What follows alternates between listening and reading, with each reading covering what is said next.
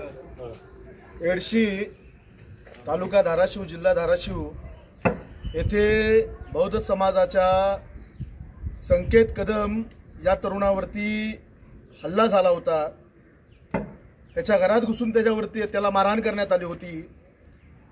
या संदर्भामध्ये इथे येऊन धाराशिवला त्यांच्या कुटुंबियाची भेट घेतली। ही संकेतची आई आहे, ही बहीण आहे। या दोघी घरामध्ये असताना हल्ला झाला होता। हा संकेत कदम आहे। संकेतवरती जो हल्ला झाला, संकेतच्या कुटुंबावरती जे संकट आलं, आज धाराशिवच्या DYSPंची आम्ही भेट घेतली।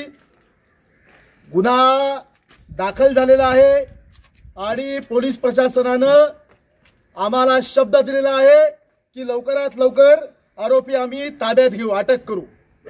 या माध्यमातून धाराशिव पोलीस प्रशासनाला आमचं सांगणं आहे की तुम्ही आरोपी जर लवकरात लवकर अटक केला नाही तर मात्र मग आम्ही रस्त्यावरती उतरल्याशिवाय शांत बसणार नाही आणि या कुटुंबाला न्याय दिल्याशिवाय आम्ही शांत बसणार नाहीत।